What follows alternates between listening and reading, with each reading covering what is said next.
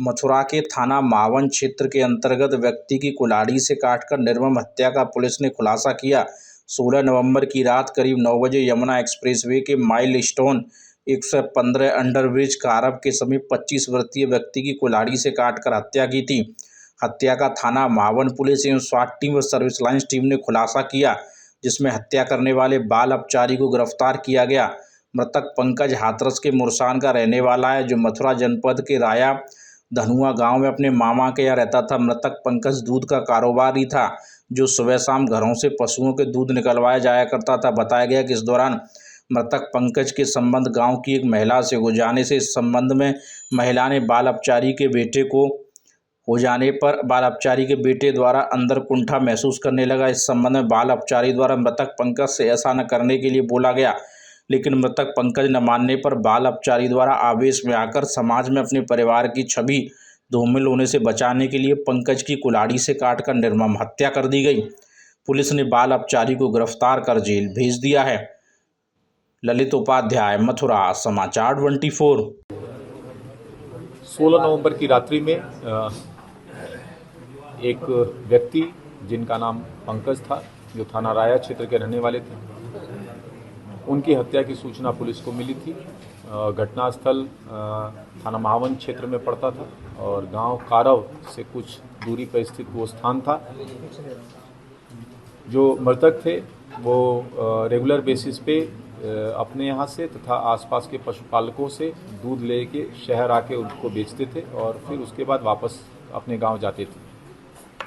वापस जाते समय उनकी हत्या धारदार हथियार से की गई थी। सूचना प्राप्त होते ही सभी ऑफिसर्स वहां पहुंचे और परिजनों को किसी पे शंका नहीं थी।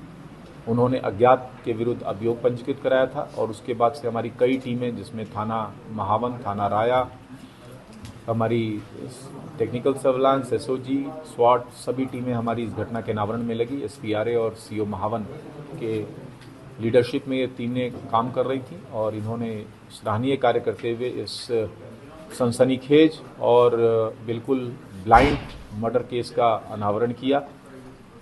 इसमें एक बाल अपचारी का नाम प्रकाश में आया साक्ष्यों के आधार पर, और उसके बाद जब उस बाल अपचारी से इस घटना के बारे में पूछताछ की गई तो उसके द्वारा इस घटना को कारित किया जाना कबूला गया।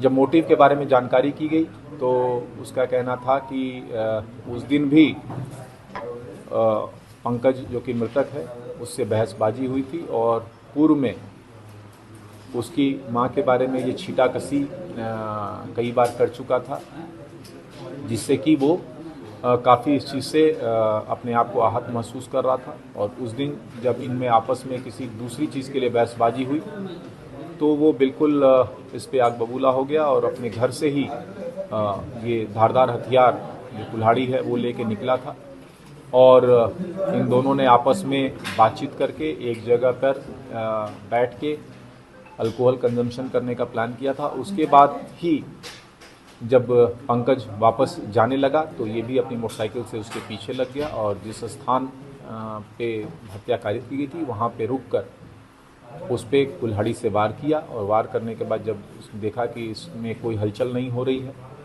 तो वो वहाँ से भाग गया था।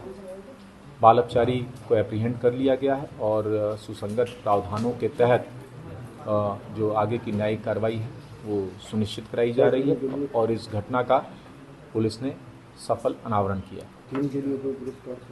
हाँ, टीम को मेरी तरफ से 25,000 रुपये का नगद पुरस्कार घोषित किया जाता है।